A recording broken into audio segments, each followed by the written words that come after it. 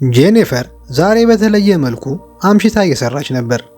ቀጣዩ ቀን ደግሞ ቫላንታይን ዴይ ስለሆነ በዛው ምሽት ፍቅረኛዋን ሰርፕራይዝ ለማድረግ ወደ ኒውዮርክ ለመብረር ዝግጅት እያደረገች ነበር። ስራዋን ከጨረሰች በኋላ ዕቃዎቿን ሰብስባ ቢሮውን ለቃ ትወጣለች። በተመሳሳይ ሰዓት ደግሞ ጋይ የተባለ ሰው ስራውን ጨርሶ እሱም እየወጣ ይታያል። ከዚያም ሊፍት ውስጥ ጄኒፈርን ያገኛታል። እየሄዱ እያለ ጋይ ሐሳብ ያመጣና ካምፓኒው ለ4 ቀን ለሙሉ ሰራተኞቹ እረፍት እንደሰጠና ስለዚህም ሕንፃው ለቀጣዩ ቀናት ዝግ እንደሚሆን ይነግራታል። አሁን ጨዋታ ይጀምራሉ። በመሃልም ጋይ ሊፍቱ ግድግዳ ላይ የተሳለ ነገር ያመለክታታል። ስዕሉ ደግሞ አንድ ሊፍት ውስጥ የተዘጋበት ልጅን የሚያሳይ ነበር። እያስረዳት እያለ ወዲያውኑ ሊፍቱ ቀጥ ብሎ ይቆማል። ጋይ ድንገተኛ ቁልፉን ቢጫነውም ሊሰራ አልቻለም። ወደ ካሜራው እጃቸውን ቢያነሱም የሚያያቸው ይጠፋል። ስልካቸውን ሊጠቀሙ ቢሞክሩም ኔትወርክ ግን ውስጥ ላይ የለም። ጄኒፈር በጣም ትደነግጣለች። ምክንያቱም ለቀጣይ 4 ቀናት ሊፍቱ እንዲሆኑ ነው የሚቆየው። እሷ ደግሞ ዛሬ ወደ ፍቅረኛዋ የምትበርበት ምሽቷ ነው። ነገር ግን ምንም ምርጫ ስላልነበራቸው ሁለቱም የሚመጣውን እየተጠባበቁ ባሉበት አረፍ ይላሉ። ጄኒፈር በመስሪያ ቤቱ ሱፐርቫይዘር ሆና እንደምትሰራ ትነግረዋለች። ጋይ ደግሞ መስሪያ ቤቱን በቅርብ እንደተቀላቀለ ይነግራታል። ከጥቂት ጊዜ በኋላ ሊፍቱ ድንገተኛ መውጫ እንዳለው ያዩና እሱን ለመክፈት ይሞክራሉ። ጋይ ጄኒፈርን ተሸክሟት ጣሪያውን ለመክፈት ስትሞክር ያስቸግራታል።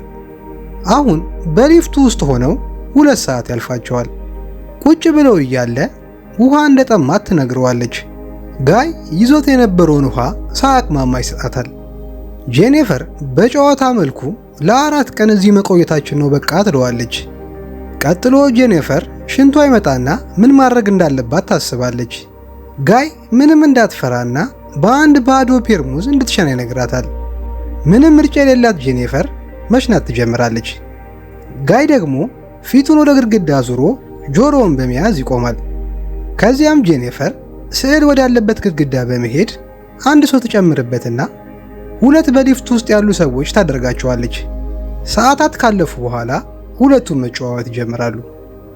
ጄኒፈር በመሃል ጋይ ፍቅረኛ ወይም ሊረዳ የሚመጣ ሰው እንዳለው ትጠይቀዋለች።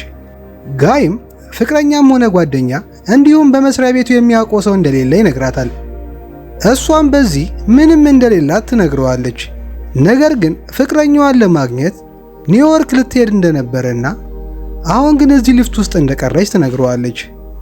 ቀጥሎ ጋይ ለደንበኞቹ ያዘጋጀውን ወይን ያወጣና ሰዓት ማሳለፊያ ለመጠጣት ይወስናሉ። ከደቂቃዎች በኋላ እርስ በእርስ ጊዜ ማሳለፊያ ስዕል መሳሳል ይጀምራሉ። በዚህ መሃልም ጋይ አንድ ነገር ይናገራል። ጄኒፈርን መስሪያ ቤት ውስጥ ያያት እንደነበርና ቁንጅናዋን ያደንቅ እንደነበረ ይነግራታል። ጄኒፈር በሐቀኝነቱ ትገረምና ፈገግታዋን ትለግሰዋለች። የሳሉትንም ስዕል ሲተያዩ ጋይ የምታምር አድርጎ ነበር የሳላት። እሷ ግን ጭራቅ አስመስለው ነበር። ጋይ እንዴት አድርጋ እንደሳለችው ሲመለከት ግራ ይገባውና ይሳሳቃሉ። ከዚያም ስለ ሌላ ወሬ እናውራ ትለውና ሐሳብ እንዲያመጣ ትጠይቀዋለች። ጋይ ስለ ምግብ ለማውራት ሐሳብ ያነሳል። ጄኒፈርም አንድም የሚበላ በሌለበት ስለ ምግብ አይወራም ትለዋለች። ጋይም እሺ ስለምንወደውና ስለምንጠላው ነገር እናውራ ይላታል። ጄኒፈር ትስማማና ነገር ግን ሁሉንም ነገር በግልጽ ማውራት እንዳለባቸው ታሳስበዋለች። ከዚያም ላይብረሪ ውስጥ ከመጀመሪያው ኮሌጅ ፍቅረኛዋ ጋር እንዴት ፍቅር እንደሰሩ ትነግረዋለች። ጋይም በተራው የራሱን ታሪክ መናገር ይጀምራል።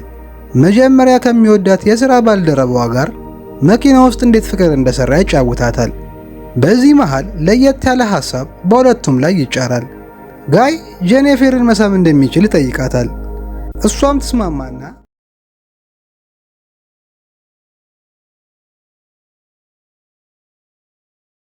ትስማማና ነገሩ ተቀይሮ በሊፍት ውስጥ አካላዊ ንክኪ ያደርጋሉ። ከዚያም በኋላ ጋይ ከእሷ ፍቅር እንደያዘው ይነግራታል። ጄኒፈር ግን አሁንም ፍቅረኛዋን እንደምትወደውና ከዚህ ከወጣች በኋላ ሊፍቱ ውስጥ ያደረገችውን ረስታ ወደ ፍቅረኛዋ እንደምትሄድ ትነግረዋለች።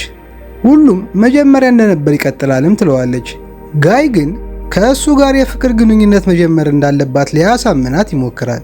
እሷ ግን አሁን ያደረግነው ነገር በአጋጣሚ የተፈጠረ ደስታ እንጂ ሌላ ታሪክ የሚያመጣ አይደለም ስትለው ጋይ ልቡ ይሰበራል። በጣም እንደሚወዳትና እንደማይከዳት ይነግራትና የሆነ ነገርም እንደደበቃት ይነግራታል። ጋይ ለመስሪያ ቤቱ አዲስ እንዳልሆነና ለረጅም ጊዜ እንደሰራ እንዲሁም ስትወጣም ሆነ ስትገባ እንደሚከታተላት ስለሷም ሁሉንም እንደሚያውቅ በመንገር ከመስሪያ ቤቱ ካሜራ ላይ የወሰደውን የእሷን ሁሉ ቪዲዮዎች ያሳያታል። አሁን ጋይ የድርጅቱ ጥበቃ እንደሆነ ለጄኒፈር ይገለጥላታል። ጋይ ሁሌ እንደሚያያትና በጣም ቢወዳትም ነገር ግን ጄኒፈርን የመሰለች ኃላፊ ከጥበቃ ጋር ግንኙነት ልትመሰረት አትችልም ብሎ በማሰብ አያዋራትም ነበር። ሊፍቱ የተበላሸው ደግሞ አውቆ መጀመሪያ አበላሽቶት እራሱ እንዳደረገው ይነግራታል። ከዚያም የሊፍቱን ቁልፍ በማውጣት ከፈለግሽ መሄድ ትችያለሽ ይላትና ቁልፉን በማስገባት ሊፍቱን በድጋሚ ያስጀምረዋል። ይህን ሁሉ ያየችው ጄኒፈር ትናደድና ትጮህበታለች። ከሊፍቱ ስትወጣም በማገት ወንጀል እንደምትከሰው ትነግረዋለች። ጋይ ይህን ሲሰማ ሊፍቱን በድጋሚ ያቆመዋል። ጄኒፈር ቁልፉን ለመያዝ ስትታገል ቁልፉን ሊፍቱ ውስጥ እንዳለ በእግሯ ትሰብረዋለች። አሁን የምርም ሊፍቱ ውስጥ ይቀራሉ። ልጅቷ በዚህ ትናደድና ጋይን መደብደብ ትጀምራለች። ጋይም በመልሱ ክፉኛ መጥቶ ሁለቱም ራሳቸውን ይስታሉ። ከሆነ ሰዓት በኋላ ይነቁና በሰላም ማውራት ይጀምራሉ። እሷም አንተ ብቻ ነው ወይ ሕንፃው የምትጠብቀው ትለዋለች። እሱም ዛሬ 3 ጥበቃ ተመድቦ እንደነበረና ነገር ግን እኔ ብቻዬን እሸፍነዋለሁ ብሎ እንዳስቀራቸው ይነግራታል። ጄኒፈርም ትናደድና አንተ ጠላፊ ወንጀለኛ ነህ ትለዋለች። እሱም በንግግሯ ተናዶ ያጠቃታል። እንዲሁም በንዴት ነገሮችን ማበላሸት ይጀምራል። ቦርሷንም በመበተን ጄኒፈር ለፍቅረኛው የገዛችውን ሸሚዝ ይለብሰዋል። አንድ የስጦታ ዕቃ ያይና በግድ እንድትከፍተው ያስደርጋታል። በውስጡ ሲጋራና ላይተር ነበረው። ጋይ ሲጋራውን ያወጣና ማጨስ ይጀምራል። ጄኒፈር አሁን በጣም ትፈራለች፣ ዝምታንም ትመርጣለች። ከጥቂት ጊዜ በኋላም ጋይ መውጫ ፍለጋ ዙሪያውን ሲያማትር አንደኛው ጣሪያ በብሎን እንዳልታሰረ ያስተውላል።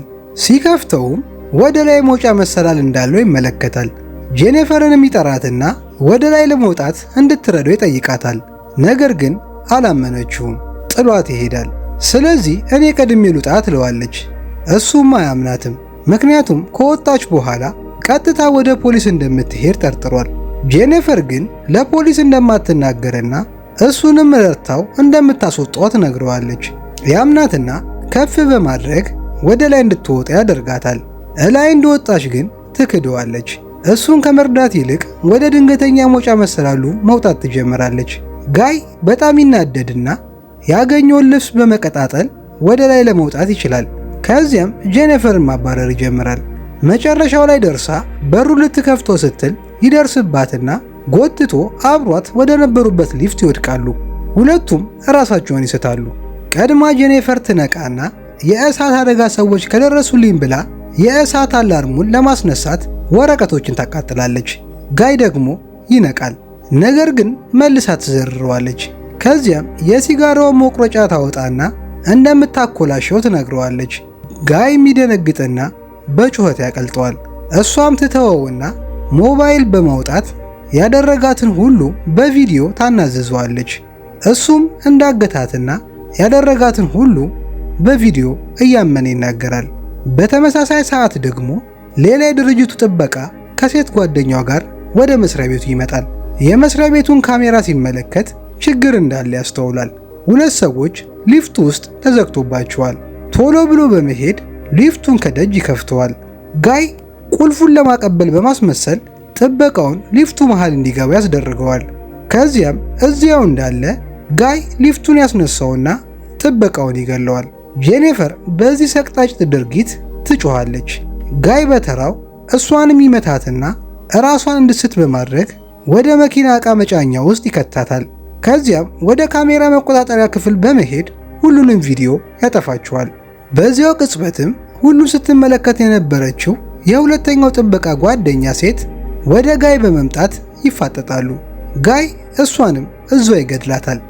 ቀጥሎ መኪናዋን በመንዳት ራቅ ወዳለ ቦታ ይሄድና ጄኒፈርን ከነ ሕይወቷ ለማቃጠል አንድ ቆሻሻ መጣያን ጋዝ ያርከፈክፍበታል። ይህን እያደረገ እያለ ጄኒፈር በቀስታ ከመኪና ውስጥ ትወጣና ታጠቃውና ትዘርረዋለች። ከዚያም መኪናዋን በመውሰድ ትሄዳለች። ነገር ግን መሃል ላይ መኪናዋን ታቆመዋለች። አይኗ ላይ በሚነበብ ቁጭት መኪናውን ወደ ኋላ ነርታ ትገጨውና ቆሻሻ መጣያ ውስጥ በመክተት ለእሷ ያሰበውን እሷ ከነነፍሱ ታቃጥለዋለች። በዚህ መልኩ ድራማዊ በሆነ መንገድ ፊልማችን ያበቃል።